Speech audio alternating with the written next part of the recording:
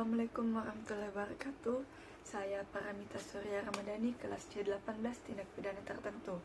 Adapun maksud saya dalam membuat video ini yaitu untuk menjawab pertanyaan Bapak Dr. Hardianto Janggi SHMH yang sebagai tindak lanjut mahasiswa. Baiklah, langsung saja saya akan menjawab soal pertanyaan nomor 1, yaitu contoh kasus pembunuhan dan kaitkan pasal berapa pada KUHP. Di sini saya mengambil contoh kasus pembunuhan penusukan pelajar terhadap tetangganya. Gimana kronologis kejadiannya adalah tersangka sudah menyiapkan pisau itu sejak sebulan sebelum kejadian. Pada pas hari penusukan, pelaku mengamati pergerakan korban dengan sepeda angin yang dipinjam temannya.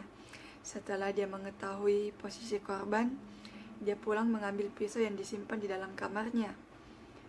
Saat bertemu dengan korban di jalan kampung, pelaku langsung menyerang. Pelaku menusuk perut di bagian kiri korban.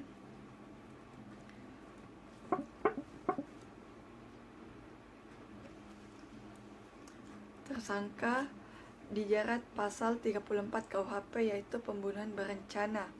Adapun bunyi pasal 340 KUHP yaitu barang siapa dengan sengaja dan dengan direncanakan lebih dahulu menghilangkan nyawa orang lain dihukum karena pembunuhan direncanakan dengan hukuman mati dan penjara seumur hidup atau penjara sementara selama-lamanya 20 tahun.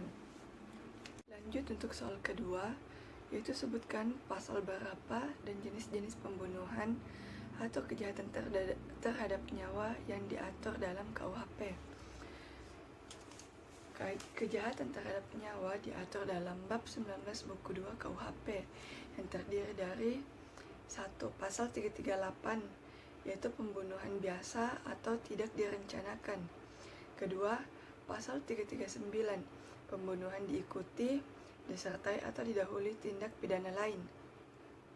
Yang ketiga, pasal 340 KUHP, pembunuhan berencana.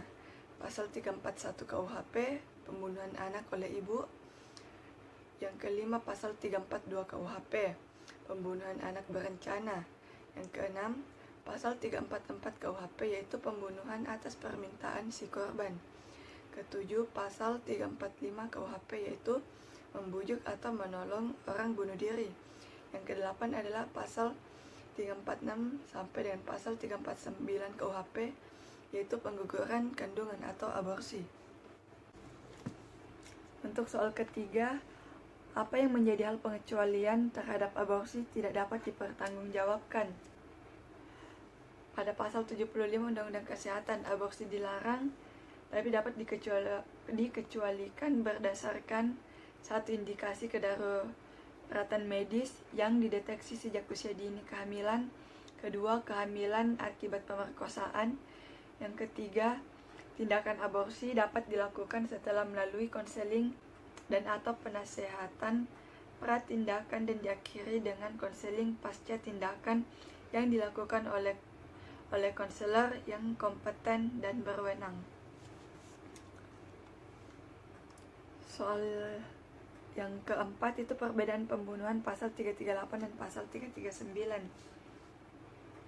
di mana pasal 338 yang berbunyi yaitu barang siapa dengan sengaja merampas nyawa orang lain diancam karena pembunuhan dengan pidana penjara paling lama 15 tahun.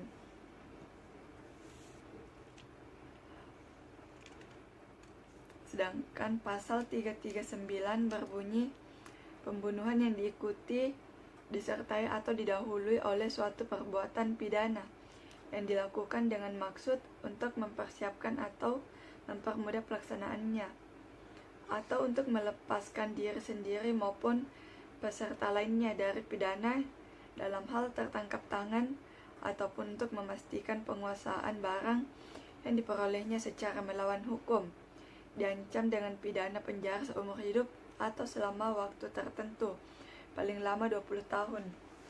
Jadi perbedaan antara pasal 338 dan pasal 339 yaitu kalau pasal 339 diawali dengan tindak pidana. Sekian dari video saya. Apabila ada kesalahan mohon dimaafkan. Wabillahi taufiq wal hidayah. Assalamualaikum warahmatullahi wabarakatuh.